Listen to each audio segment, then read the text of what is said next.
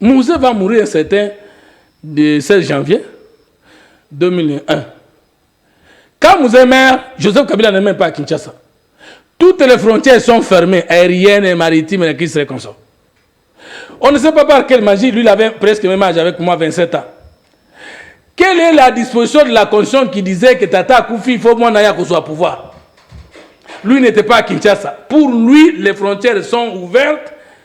Il a atterri à l'aéroport international d'Ndjiri, d'après ce qu'on nous a raconté avec vous. Il trouve les gens déjà en réunion. Mais la chaise est non occupée. Attendez. Ça c'est ce que vous nous enseignez, vous les politiques. Vous préparez toujours vos enfants. Qu'on nous a donné. Vous préparez vos enfants qui seront peut-être les dauphins. Dans une république, un enfant aussi, selon la loi, peut succéder à son père. C'est question qu'il puisse. Mais vous voulez remettre en cause le cas de Kabila, pourquoi? Mais non, sinon vous avez la parole.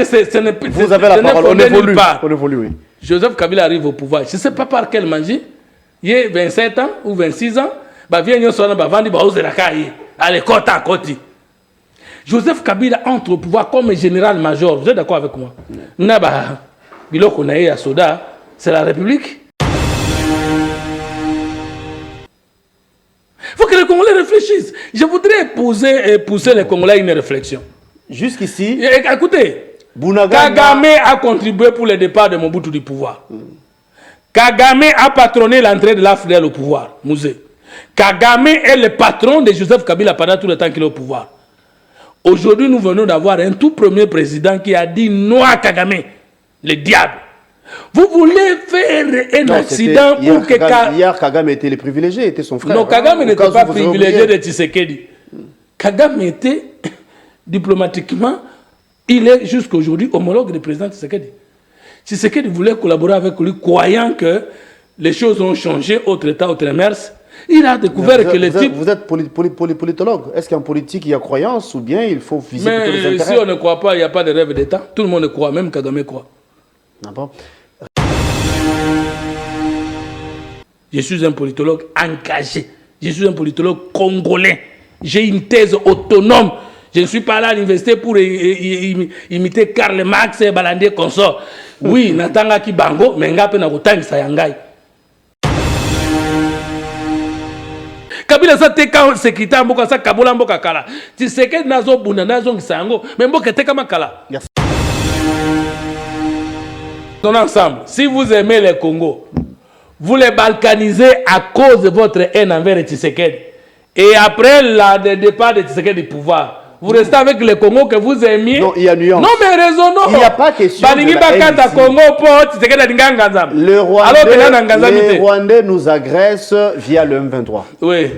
L'armée rwandaise occupe nos territoires. Oui.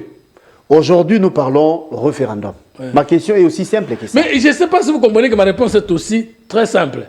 Est-ce que le M23 a occupé les territoires congolais avec le Rwanda parce que Tshisekedi a changé la constitution? Mais c'est depuis longtemps que le Rwanda est sur notre sol. Mais oui, depuis longtemps l'ambition là, mais en son temps, que nous changeons la constitution ou pas. Quand le Rwanda a occupé notre sol, on ne parlait pas de changement de constitution. Non, mais Kabila avait changé la constitution en 2011. Mobutu avait changé des constitutions plus de 10 fois. Non, Kabila avait Congo n'a pas été balkanisé. Kabila avait modifié la constitution, non pas changé.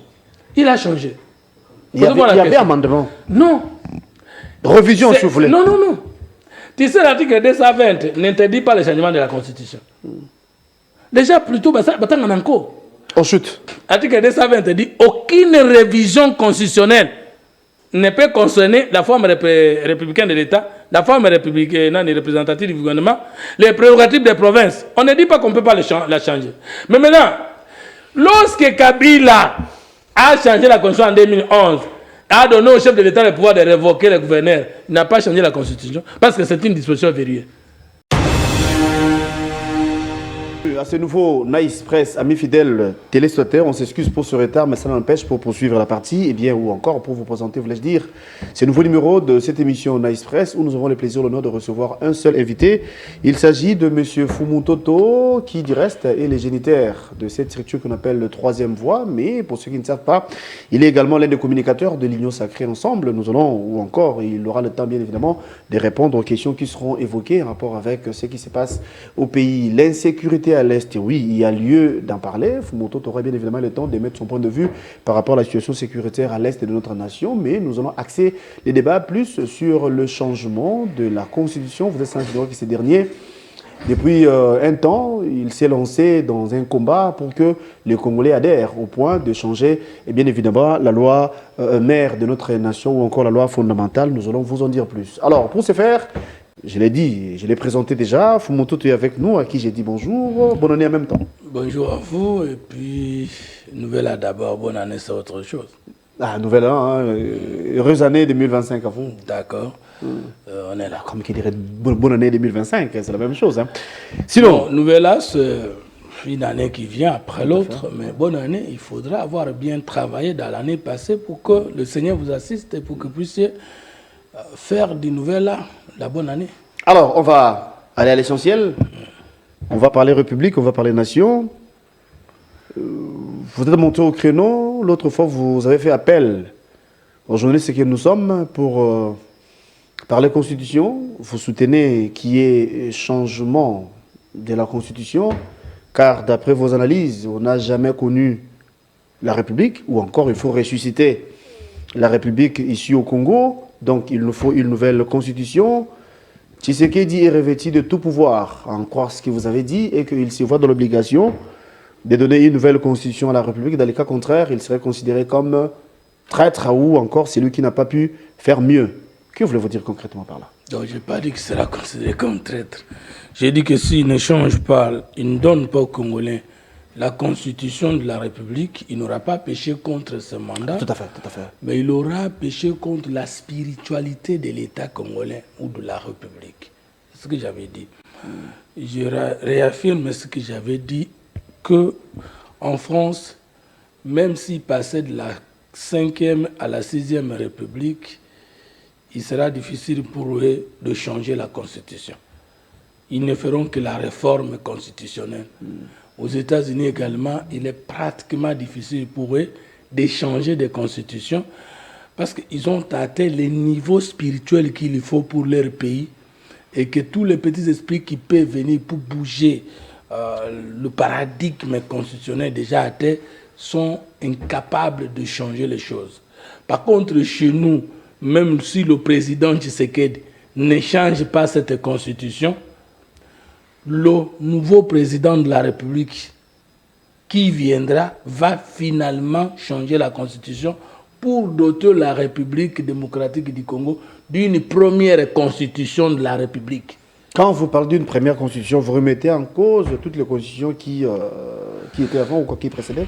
De 1960 jusqu'à nos jours, si nous prenons le nombre de constitutions, des actes constitutionnels, des décrets-lois et tout autre document, décisions d'État qui ont pu régir le pays, ils sont au nombre de 16, si je m'abuse.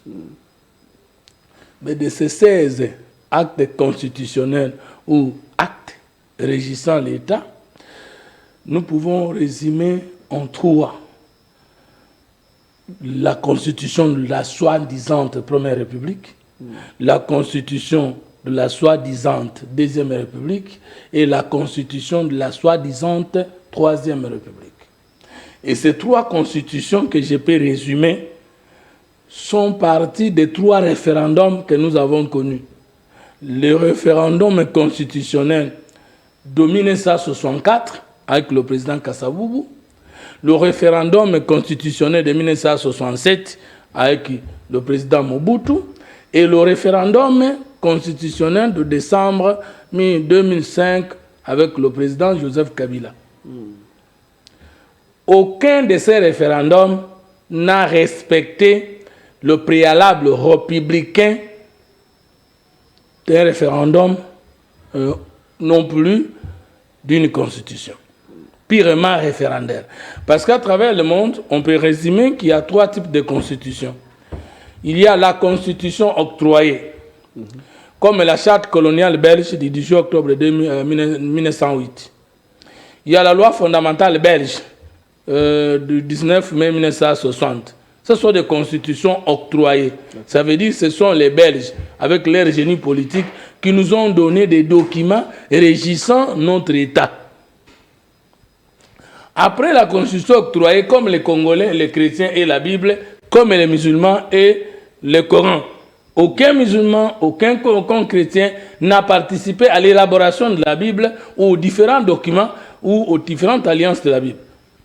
Maintenant, ceux qui acceptent ce document-là ne sont pas dans la fausseté parce que tout simplement, ils ont reconnu l'autorité de la personne qui a dédié ou qui leur avait donné ces constitutions. Maintenant, il y a ensuite la constitution pacte. Quand est-ce qu'on parle de la constitution pacte? C'est lorsque dans un État, le pouvoir et les contraires du pouvoir, ça peut être l'opposition armée, non armée, après débat, ça peut être la société civile forte, après débat et délibération, la classe politique s'est réunie par un consensus et bat un document d'État. On appelle ça la Constitution pacte comme la Constitution de 2018, de 18 février 2006. Ce n'était pas une constitution républicaine. C'est une constitution Pacte. Pacte parce que c'est la constitution des belligérants. Parce que l'Assemblée qui a précédé l'élaboration de cette constitution en Saint-Site, personne n'a été désigné par le peuple. Joseph Kabila lui-même non plus n'a été désigné par le peuple. Mais c'est quoi une république? Elle est conçue simplement comme état d'un état politique dans lequel tout pouvoir émane du peuple, qu'il n'y a pas une royauté. Il n'y a pas la pensée unique, il n'y a pas la théocratie, c'est ça la république. C'est-à-dire toute souveraineté émane du peuple. Tout pouvoir politique vient du peuple. C'est ça la République. Maintenant, la République ne crée pas la République. Pour avoir une République, il faut avoir été à autre chose. Il y a le royaume de la France qui a précédé la République de la France. Ok. Ça vous avez compris? Alors, comment la France est-elle passée de l'état d'un royaume à l'état d'une république? Je voudrais que tout le monde qui me suit découvre que je parle en tant que politologue et chercheur en sciences politiques. Maintenant, il y a une grande différence entre chef de l'État et président de la République. Tout chef de l'État n'est pas président de la République. Le chef de l'État belge n'est pas président de la République. Mais le chef de l'État français est président de la République. La différence, c'est que la France est une république, mais la Belgique est une royauté ou un royaume. Maintenant, comment passe-t-on de la situation de non-république à une république? C'est qu'il faut créer une constitution de transition. Un acte constitutionnel de transition qui nous montre comment nous allons passer de la royauté ou de l'empire à une république. Dans le cas d'espèce, le royaume de la Belgique qui nous a colonisés n'était pas une république. Nos ancêtres, Luba, Congo, Ikela, Tetela, Bangala, comme vous voulez, n'ont jamais été dans une république. Maintenant, la Belgique, lorsque nous voulons avoir la décolonisation, la Belgique dit, oui, je vous remets l'État que j'ai créé pour vous, mais dites-nous autour de la table ronde, c'était ça le débat, vous voulez être État autonome, étant un royaume ou une république? Les pères de la décolonisation ont dit, nous allons prendre l'État que vous avez créé sur notre sol, nous allons continuer avec la reconnaissance internationale de cet État, mais nous n'allons pas devenir l'État d'un homme, l'État d'une pensée, l'État d'un seul Dieu. Donc il nous faut une république. Il nous faut une république. Alors comment avons-nous décidé de devenir une république? On va nous donner la loi de transition qu'on va appeler la loi fondamentale belge, qui dispose dans son article 3 que les règlements, les ordonnances, les mesures d'application, les arrêtés consorts du royaume de la Belgique au Congo, jusqu'au jour du 30 juin, vont rester en vigueur jusqu'à ce qu'elles seront abrogées et remplacées par les lois d'origine congolaise, ou les lois des Congolais eux-mêmes. Et que l'article 4 institue le pouvoir constituant. Je voudrais que tout le monde me suive. Je ne le dis pas tout simplement parce que je suis de l'Union sacrée. C'est ma thèse en sciences politiques. Okay. C'est ce qui sera enseigné à l'université de Kinshasa et dans toutes les universités du monde où ma thèse sera connue. Donc, mon plaidoyer ici n'a pas de rapport directement, mais l'Union secrète va en profiter. Je veux aussi faire profiter ma famille politique, mais le débat est hautement scientifique. Oui. C'est pourquoi j'ai fait toujours appel à tous ceux qui ne sont pas d'accord avec moi de faire cette gymnastique-là. J'étais sur Bossolo avec certains Congolais de l'autre bord. Ils n'ont pas pu tenir parce que tout ce que j'ai donné, c'était de nouvelles informations pour eux. Alors que j'étais en face de moi, j'avais en face de moi un politologue et de l'autre côté un juriste. Donc, lorsqu'on nous donne la loi de transition, qui est la loi fondamentale belge, son article 4 dispose Le pouvoir constituant est composé de un président, le président de la République et les deux chambres, c'est-à-dire le Sénat et la Chambre des représentants, qui est aujourd'hui appelée l'Assemblée nationale. C'est ça le pouvoir constituant. Parce qu'ici, on confond. Il y a les élections générales qui ne sont pas à confondre avec les élections de la Constitution, si je veux dire comme ça. Quand on parle des élections générales, par exemple, aujourd'hui, tu fais un coup d'État, tu es chef de l'État. Le coup d'État n'est pas reconnu dans la Constitution. Oui. Mais si dans votre pays, vous êtes une république, comment faire les choses? C'est que vous devez, vous, putschistes, organiser les élections générales. Ça veut dire élections présidentielles, législatives nationales, législatives provinciales, sénatoriales, selon votre système politique. Ces élections-là, vous ne pouvez pas, aussitôt avant d'aller sur les élections, aller au référendum constitutionnel. Non, parce que tout référendum n'est pas constitutionnel. On peut faire le référendum pour le changement du nom du pays, pour le changement de l'hymne national, pour d'autres choses. Parlons du référendum constitutionnel. Okay. Maintenant, lorsque vous terminez avec les élections générales, vous qui étiez putschiste hier, si les élections sont crédibles aujourd'hui, vous n'êtes plus putschiste, votre pouvoir devient légal et légitime. En ce moment, vous allez en second lieu vers... Vous constituez déjà la constituante et vous allez maintenant vers le peuple pour battre la campagne référendaire, c'est-à-dire de la Constitution. Est-ce que vous avez compris? Maintenant, lorsqu'on nous donne la loi fondamentale belge, dans son article 4, on dit le président du Sénat, le président de l'Assemblée nationale, si je peux dire comme ça, la Chambre des représentants, et le chef de l'État, ensemble constituent le pouvoir constituant. Ça veut dire qu'on nous donne une transition de 4 ans. C'est pendant ces 4 années que les institutions issues des élections du mois de février jusqu'au mois de mai 1960, ce sont les animateurs ici de ces élections-là qui vont ensemble instituer une commission constitutionnelle. Ensuite, ils vont battre une loi référendaire, d'où nous aurons le fichier électoral. Ensuite, la commission va terminer son travail de proposition de projets de constitution, la première constitution dans le cas d'espèce que nous n'avons pris.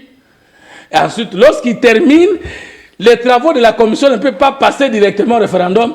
Il faut que le pouvoir constituant assume, endosse les travaux de la commission. Et puis, on va aller maintenant, par le fichier électoral, aux élections. Et les gens vont voter pour ou contre la nouvelle constitution qui vient d'être proposée au peuple, par les élus du peuple au préalable. Retenez très bien la question. Maintenant, qu'est-ce qui se passe? En 1964, le 29 septembre 1960, soit 3 mois seulement après la soi-disant indépendante, d'abord le 5 septembre 1960, le président Kassavou, conformément à l'article 17 et 22 de la loi fondamentale belge, révoque le Premier ministre Lumumba. Le Premier ministre Lumumba lui-même ne savait pas qu'il n'avait pas de pouvoir du Premier ministre dans la loi fondamentale belge. Okay. Je me pose même la question de savoir quels étaient les documents qui fondaient le sang du régime parlementaire auquel Patrice Emery Lumumba se fondait jusqu'à révoquer le président de la République. Alors que des gens, après les élections générales que je vais réciter ici, les Belges ne voulaient plus la souveraineté du peuple. Ils ont piégé Lumumba avec une loi fondamentale belge qui lui a dépouillé de tout le pouvoir. Okay. Parce que l'article 22 de la loi fondamentale belge institue que le chef de l'État nomme et révoque le Premier ministre issu du Parlement. Je suis sûr que jusqu'à sa mort, Patrice Emery Lumumba n'a pas vu ça. Pendant que Patrice Emery Lumumba pensait que nous sommes dans un État unitaire, déjà l'article 160 de la loi fondamentale instituait un État fédéral. Parce que l'article 160 dispose très bien que chaque assemblée provinciale a droit à sa loi. Oh, c'est ça le fédéralisme. Vous comprenez ce bitoto-là? Maintenant, qu'est-ce qui va arriver? Le président Kassavou, qui a triché, mais ce n'est pas lui, c'est Mobutu, avec l'élite belge. Parce que le président Kassavou n'était qu'un exécutant. Ce n'est pas même lui qui a posé tous ces actes-là, c'est Mobutu. Il va nous amener à un référendum constitutionnel de 1964 où nous allons voter 2 choses. Il y avait 2 couleurs, hein, je crois. Le bulletin noir, c'est contre, et le bulletin vert, voilà, c'est pour. Vous allez voir que plus tard, notre drapeau a des couleurs. Il y a la couleur noire, okay, la couleur verte, la couleur rouge, la couleur jaune et jaune. Maintenant, le président Kassavou va faire quoi? Comme il n'a plus la majorité, il n'a pas la majorité au Parlement, il n'a pas la majorité aux assemblées provinciales, il a peur de Patrice. Qu'est-ce qu'il va faire? Le 29 septembre 1960, le président Kassavou va prendre un décret loi constitutionnelle portant annulation de la loi fondamentale belge. Et ajournant l'Assemblée nationale et le Sénat, qui étaient des composantes du pouvoir constituant, et nous ne sommes plus dans la légalité, nous sortons de la loi de la transition, nous sommes morts le 29 septembre 1960. Quand vous dites que nous sommes morts, donc d'après vous, c'était la mort de la République? La République vient de mourir, parce qu'il faut que les gens découvrent des choses ici. La République n'est pas un acteur des relations internationales. C'est l'État et la nation. Oui, quand on va aux Nations Unies, on dit Organisation des Nations Unies, mais chaque nation est représentée par son État qui est l'instrument national et international de gestion. Mais la République est une question de droit privé et public interne. Ça signifie que l'État peut être reconnu sans que la souveraineté du peuple soit reconnue. En 1885, l'État indépendant du Congo est reconnu. En 1960, l'État indépendant du Congo, l'État décolonisé du Congo est reconnu. Mais le peuple congolais comme souverain n'était pas reconnu. Okay. Alors que la question de la République, c'est la question du droit public interne, c'est-à-dire le peuple a le dessus, a la souveraineté sur ses dirigeants. Or, la question d'État, c'est que le peuple est souverain, le pays et l'État est souverain, et cette souveraineté est exprimée à l'interne ou à l'externe. Maintenant, qu'est-ce qui se passe? Kassavou vient de supprimer l'existence du peuple congolais qui n'a plus la souveraineté parce que sa souveraineté devait venir de l'accomplissement effectif de la loi fondamentale belge. La République est décédée le 29 septembre 1960. Lui-même, le président Kassavou, promulgue la constitution de 1964 en disant Joseph Kassavou, président de la République, et collège des commissaires généraux qui remplace le Parlement. C'était fondé à sur quelle disposition de la Constitution? Alors, quand vous dites Kassavou nous a donné la première République aux Andoki, et même plus Ndoki que les diables, et s'il y a un professeur d'université en sciences politiques, en droit, qui enseigne aux étudiants qu'avec le président Kassavou, par le référendum de 1964, nous avons connu la première République, c'est un sorcier. Tu peux même qu'on passe sur la diplôme, si nous étions permis. Je voudrais vous dire une chose. Comment on pouvait avoir les référendums en 1964 alors que le fichier électoral n'a pas existé? Tout ce pays ici, c'est 2 400 000 quelque chose qui ont voté. Comment on pouvait savoir que c'est le peuple qui s'est prononcé? La même chose avec le référendum de 1967. Le 24 novembre 1965, Mobutu donne un coup d'État qu'il avait déjà commencé depuis le 14 septembre. C'est lui qui avait créé le collège des commissaires généraux. Et lorsque le président Kassavou était en train de promulguer le décret loi constitutionnelle, ça c'est à Mobutu qui n'a signé au commun. Ça c'est moi qui l'ai dit, j'assume. C'est-à-dire que le président Kassavou n'était qu'un innocent. C'est l'arme de Mobutu sur son oreille. Signé Ndengoana a signé. Le collège des commissaires généraux qui avait formaté ça, c'est Mobutu. Le président Kassavou n'a fait qu'assumer. Donc le coup d'État du 14 septembre là, c'est le même coup d'État qui revient le 24 novembre 1965. Quand Mobutu prend le pouvoir, il a été élu par qui? Il a été voté par qui? Comment un homme normal peut nous dire que le régime de Mobutu c'était une république? Alors que la république signifie un système politique dans lequel tout pouvoir émane du peuple et ce peuple l'exerce de 3 façons. Par référendum, par vote ou par le trichement de ses dirigeants. Conformément même l'article 5 de notre actuelle constitution. Mobutu a-t-il reçu le pouvoir par référendum? Non. Mobutu a-t-il reçu le pouvoir par les élections? Non. A-t-il exercé le pouvoir par le vote? Non. Comment il peut être géniteur d'une deuxième république? Kindoki. Je suis un politologue engagé. Je suis un politologue congolais. J'ai une thèse autonome. Je ne suis pas là à l'université pour imiter Karl Marx et Balandier consort. Oui, Natanga Kibango, mais Ngape Nakotang Sayangai. J'assume ce que j'ai dit et je voudrais voir un doctrinaire me contredire. Et même s'il me contredisait, la science c'est aussi la beauté de la science. Ah oui, c'est aussi la contradiction. Et même s'il démontrait que je suis dans la fausseté, mais ma curiosité scientifique de provoquer le débat demeurera reconnue. Tout à fait. Oui, c'est ça. J'étais avec mon professeur de mon mémoire, mon directeur de mémoire de 3e cycle qui m'a dit ceci, Fumuto. Ce qui m'étonne dans toi, c'est ton niveau de licencier, mais ton ambition épistémologique est étonnante et encourageante. Il m'a dit, si ta thèse est acceptée, finalement, tu vas décoloniser les Africains de la colonisation conceptuelle que nous avons connue. Parce que nous avons eu le temps de réfléchir après avoir compris les autres. Okay. Maintenant, Mobutu, il prend le pouvoir par la force. Mobutu bat une constitution en 1967. Il signe cette constitution comment? Joseph Désiré Mobutu, lorsqu'il promulgue cette constitution, ouais. Lieutenant général. 2. Étienne Tshisekedi Wamulumba, ministre de l'Intérieur. 3. Joseph Singa Oudjou, ministre de la Justice. Et Outou a fondé sur quel document? De la République. Accepté par quel peuple? Et lorsqu'en 1970, il y modifie cette constitution, il la révise. Vous savez comment? Ce qui va arriver? L'article D, l'article 19 de la loi de la Constitution de 1967 sera modifié parce que là, l'article portait les institutions de la République sont. La première institution de la République, dans la Constitution révisée de Mobutu de 1970, l'Impère est la première institution suprême de la République démocratique du Congo, au-dessus du Parlement. L'Impère comme parti politique. L'Impère comme parti politique, à la révision de la Constitution de 1967, devient l'institution suprême. Et les votes que Mouta a organisés, ce sera aussi des couleurs. Rouge et verte. Et verte. Et combien de candidats? Président de la République? L'unique, il était l'unique. Et on votait Mobutu le contraire. Et le contraire, c'était les néants. C'est une république? Ça existait où? Et alors, ça, vous oubliez que Mobutu portait la casquette d'un dictateur. Ça, maintenant, un dictateur qui a supprimé Kassaboubou, un dictateur qui a supprimé la constitution qu'il a trouvée, un dictateur qui est mort dictateur, qui n'a jamais reçu le pouvoir du peuple, qui n'a jamais remis au peuple, vous dites qu'il était dirigeant d'une république. Au-delà de tout ça, Kabila s'il vous plaît, j'arrive. On vient de terminer la deuxième république. D'accord. Maintenant, la troisième république.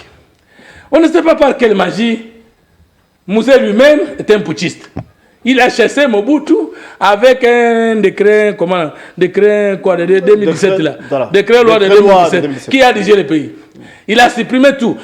D'ailleurs, Moussa avait raison parce qu'il nous avait trouvé Mobutu avec le dédoublement des lois, l'acte constitutionnel de transition et la constitution qui était avant, le parlement de transition et le bureau politique qui était avant. Moussa est venu, il a supprimé. Ce n'était pas conforme à une république. La république n'organise pas des coups d'État. Dites-moi dans quel pays il y a la République qui organise le coup d'État. Vous avez jamais vu la constitution d'un pays qui dit si le chef qui est là ne dirige pas bien, vous le tuez? Ça n'a jamais existé. Parce que le coup d'État lui-même, c'est un pouvoir de fait. Autant que les autres diront aujourd'hui, vous voulez organiser le coup d'État constitutionnel. Mais je vais répondre à cette question. Oui. Je vais répondre à cette question. Maintenant, nous arrivons au pouvoir. Tout le Moukaboyen, c'était 17 mai, je ne sais pas si le 16 mai qu'on va... 17 mai. En tout cas, je ne sais pas. Nous sommes le 16. Hein. Parce non, que... vous parlez de la mort. Nous, on parle de l'avènement de la avant son avènement, le 17 mai, Mouzé entre au pouvoir, Mobutu est chassé. Ce n'est pas la République. Mais c'est politique. C'est clair, non? Maintenant, Mouzé va mourir un certain le 16 janvier 2001. Quand Mouzé meurt, Joseph Kabila n'est même pas à Kinshasa. Toutes les frontières sont fermées, aériennes et maritimes, et qui seraient comme ça. On ne sait pas par quelle magie, lui il avait presque le même âge avec moi, 27 ans. Quelle est la disposition de la Constitution qui disait que Tata Koufi, il faut que Naya soit au pouvoir? Lui n'était pas à Kinshasa. Pour lui, les frontières sont ouvertes. Il a atterri à l'aéroport international d'Njiri, d'après ce qu'on nous a raconté avec vous. Il trouve les gens déjà en réunion, mais la chaise non occupée. Attendez. Ça c'est ce que vous nous enseignez, vous les politiques. Vous préparez toujours vos enfants. C'est l'histoire qu'on nous a donnée. Vous préparez vos enfants qui seront peut-être les dauphins dans qui une république, un enfant aussi, selon la loi, peut succéder à son père. C'est question qu'il puisse... Mais vous voulez remettre en cause le cas de Kabila, pourquoi? Mais non, sinon, vous avez la parole. Vous avez la parole, on évolue, oui. Joseph Kabila arrive au pouvoir. Je ne sais pas par quelle magie. Il a 27 ans ou 26 ans. Joseph Kabila entre au pouvoir comme général-major. Vous êtes d'accord avec moi? C'est la République. C'est la République qui a voté Mobutu comme lieutenant général. C'est la République qui vient de voter Joseph Kabila comme général-major. Il arrive au pouvoir en 2001. Au lieu d'organiser d'abord les élections générales, pour qu'ils puissent aller au référendum constitutionnel après, non. Nous arrivons 5 ans après le pouvoir. Nous sommes au mois de décembre 2005. Joseph Kabila n'a pas eu peur ni froid aux yeux de convoquer le peuple au référendum. Or, ne peut convoquer le peuple au référendum que celui qui a été au préalable élu par le peuple. Car ça, vous pouvez le faire s'il n'ajournait pas l'autre section du pouvoir constituant, c'est-à-dire l'Assemblée nationale et le Sénat. Mobutu ne pouvait pas le faire parce qu'il n'a jamais été élu par le peuple. Joseph Kabila ne pouvait pas le faire parce qu'il n'a jamais été élu par le peuple. Mais comme ça, Soda, je vais vous dire même que pour le cas de Joseph Kabila, c'est très grave. La loi référendaire a été même promulguée après le référendum. Il n'y a pas eu de fichier électoral. Mais Joseph Kabila a eu 98,2%. Et où t'as quoi? Mobutu a eu combien? 90, combien? 6 ou 9, quelque chose comme ça. Vous voyez comment on a blagué avec la République. Après, Joseph Kabila va postuler en 2006 comme général-major. Le Viatou Niliongo s'est opposé. Que la CNI doit rejeter sa candidature parce qu'il ne peut pas postuler dans son état de général-major avant de renoncer à ses fonctions militaires. Si nous étions dans un état normal. Mais c'était fait, il avait renoncé après. Mais déjà, il a postulé comme général-major. Il a renoncé quand la CNI devait seulement déclasser sa candidature. Il a organisé des élections, il était élu. Et cette fois-là, il pouvait convoquer les congrès. Justement, alors comprenez. Si Joseph Kabila organisait le référendum après son élection par le peuple, parce que élection signifie élection, qu'elle soit bien organisée ou pas, c'est d'abord les élections. Donc, si Joseph Kabila organisait le référendum constitutionnel après son élection en décembre 2006, c'est conforme. Si Joseph Kabila organisait le référendum pour une nouvelle constitution après son élection en 2000, sa réélection en 2011, c'est normal. Alors, comme ça n'a pas été fait, comment allez-vous dire aujourd'hui que si nous sommes de l'Union sacrée, nous voulons changer la constitution, il faut aller à la 4e constitution de la République, alors que la première, la deuxième et la troisième n'ont jamais existé. Ou ont mal existé. Ou ont faussement existé. Voilà pourquoi moi j'ai dit, 2025, nous prenons la résurrection de la République qui était au Congo, la République qui était étouffée le 29 septembre 1960. Je voudrais voir un doctrinaire pour me contredire. Ça, c'est mon argument scientifique. Maintenant, voici mon intérêt politique. D'accord, ok. Rapidement, parce qu'il y a une question. Mon argument scientifique, là, raconte l'ambition de l'Union sacrée de toucher à la Constitution. Là, maintenant, je commence à défendre la position de l'Union sacrée qui réconforte ma position scientifique et je commence à défendre ma position scientifique qui réconforte mon positionnement politicien. Maintenant, j'ai la raison et le sentiment. D'accord. À savoir que la nature nous impose certaines situations ou certaines choses. Je ne voulais pas ici parler de l'opportunité à rapport avec le changement de la Constitution, mais du moins, comprenez avec nous que les pays traversent une crise. Dans la partie Est, il y a l'insécurité. C'est la question qui sera évoquée peut-être tantôt. Il y a des zones qui nous échappent. Vous et moi savons également qu'il y a certains Congolais qui jusqu'ici crient haut et fort que nous ne voulons pas que le pays soit balkanisé. En son temps, il y a un politique qui malheureusement ne plus, on va citer Ngwanda, qui avait dit qu'il y a un plan déjà élaboré et le Congo sera dans les jours à venir balkanisé. Aujourd'hui, si on arrivait à changer la constitution, la procédure va nous exiger à aller à un référendum. Ça, c'est l'article 5 de l'actuelle constitution. Vous êtes d'accord? Si on organisait le référendum, on suppose, d'ailleurs c'est clair, dans les parties occupées, dans les zones occupées, les compétents qui s'y trouvent ne prendront pas part à ce référendum. Qu'adviendra-t-il si on changeait la Constitution? Très bien. D'abord, il faut que nous puissions nous mettre d'accord sur un fait. Qui a pu changer les constitutions dans le monde? Qui a proposé la Constitution dans les constitutions du monde? Qui a modifié les constitutions du monde? Qui a donné toutes les constitutions du monde? C'est toujours les gens qui sont au pouvoir. Aucune constitution du monde n'a été donnée par l'opposition. Pour preuve. Pour qu'il y ait une constitution, finalement, même après le référendum, avec un vote pour écrasant, il faut que cette constitution soit promulguée. Est-ce qu'un opposant peut promulguer une constitution? Jamais. Est-ce qu'un prélat catholique peut promulguer une constitution? Toutes les constitutions du monde entier ont été données par soit l'élite, soit par les leaders politiques, soit par la majorité au pouvoir. Que ce soit la constitution américaine, ce n'est pas la constitution des Américains. Que ce soit la constitution française, ce n'est pas la constitution des Français. Ça n'a jamais eu le consentement de tout le monde. C'est toujours l'élite qui est au pouvoir, qui a été acceptée par le peuple. Le peuple n'a jamais rédigé une constitution. Parce que le mot référendum veut dire Makambo Salemi à part, mais et quand le peuple se prononce, il ne modifie aucune disposition de la loi qui est sous son examen. Il n'a que le moment de dire oui ou non. Parfaitement.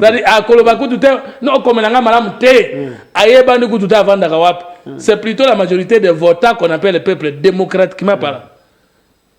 Vous êtes d'accord avec moi? Alors, dans l'esprit des opposants, c'est que Tshisekedi devait d'abord leur poser la question, est-ce que c'est opportun? Et dans l'esprit de quelques politiciens en Soudan, Tshisekedi Faya, est-ce que raté? Mais pourquoi ne pas pacifier d'abord le J'arrive. Récupérer les territoires je vais arriver. Et puis aller au référendum. Je vais vous dire que depuis ce pays, personne n'a mobilisé les recettes plus que le président Tshisekedi actuellement. Je vais saluer la grandeur. Non, ce n'est pas ça la question. Non, ça, non, mais les moyens, parce que vous dites pourquoi ne pas pacifier? Mais pour pacifier, il faut l'argent. Aujourd'hui, avec le travail impeccable du DG de la DGI, aujourd'hui avec Barnabé Mankadi, aujourd'hui avec le travail impeccable de Jules Alinguet, l'inspecteur général de finances, nous avons le moyen d'acheter les armes, nous avons le moyen de faire la guerre. J'assume ce que je dis. Ah oui, vous avez raison, mais qu'est-ce qui nous empêche aujourd'hui de récupérer les zones occupées? Mais ce n'est pas contradictoire entre Kobongisa Moli, Monayona, Kobongisa Nzoto Zobela.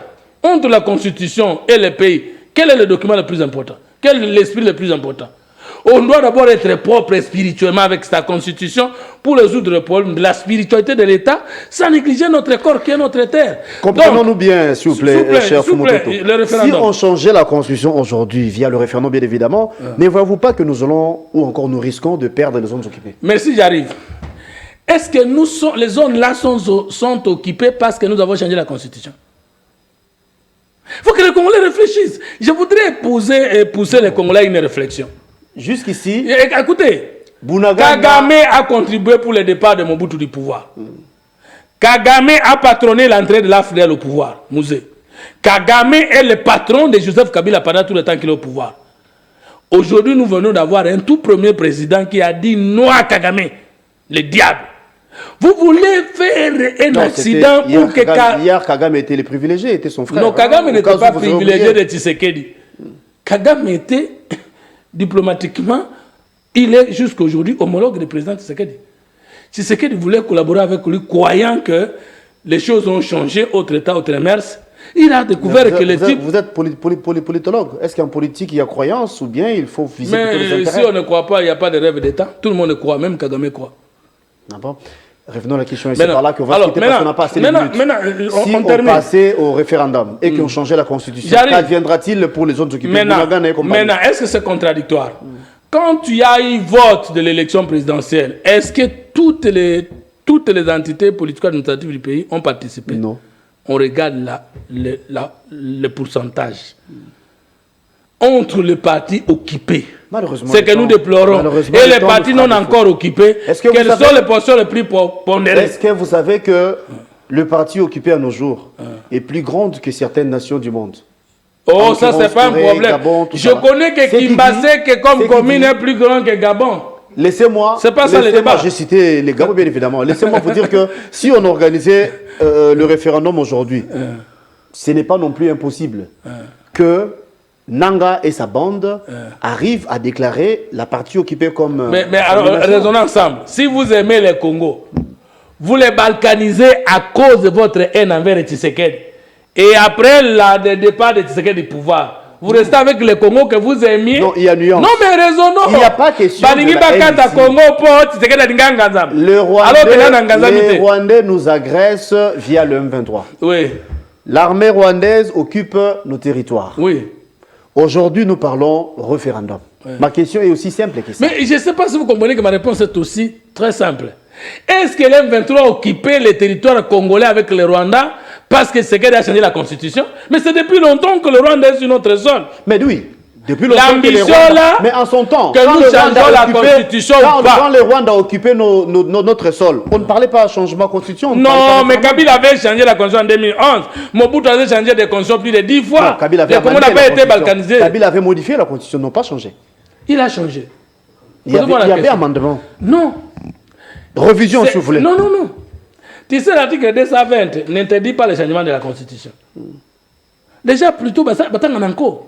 On chute. L'article 220 dit aucune révision constitutionnelle ne peut concerner la forme républicaine de l'État, la forme républicaine et représentative du gouvernement, les prérogatives des provinces. On ne dit pas qu'on ne peut pas la changer. Mais maintenant, lorsque Kabila a changé la Constitution en 2011, a donné au chef de l'État le pouvoir de révoquer le gouverneur, il n'a pas changé la Constitution parce que c'est une disposition verrouillée. Donc, vous voulez changer? Non, mais je pose la question. Est-ce que le Congo était balkanisé? Si aujourd'hui on dit, si nous changeons la Constitution, le Congo sera divisé, c'est qu'on avait déjà l'intention de le diviser. Quand Lumumba avait prononcé en 1960, la balkanisation du Congo c'est demain, tu sais qu'elle était au pouvoir. Quand il y a la signature de vente du pays entre Kabila et le CNDP, article 12, s'il vous plaît. Vous diront que Tshisekedi est venu pour concrétiser ses plans. Mais si Tshisekedi concrétise, alors que ce n'était pas lui qui était au pouvoir, c'est que la personne qui aura de tout le pays, c'est celui qui a planifié. Et le Kabila est le responsable numéro 1 de tout ce que nous connaissons. Vous prenez l'article 12.8 vous voyez, de l'accord signé avec le CNDP. Kabila partout, alors qu'à nos jours, il dirige rien. On est la référence. Ouais. Article 12. On se quitte, cher l'article 12.8 de l'accord signé entre le CNDP et le gouvernement. Kabila n'a-t-il pas reconnu tous les grades militaires et policiers des Rwandais au Congo?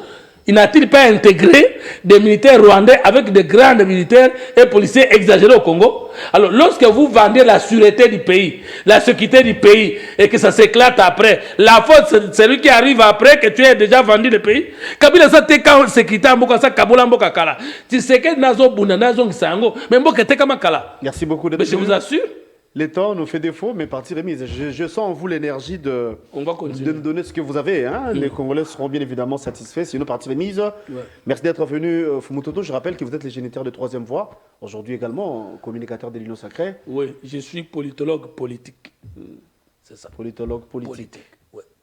Et là, vous dépensez, vous dégagez l'énergie pour que la Constitution soit changée libre. Non, ce n'est pas la position du chef de l'État. Non, j'ai dit. Ça, c'est mon point de vue. C'est ce que j'ai dit. Non, vous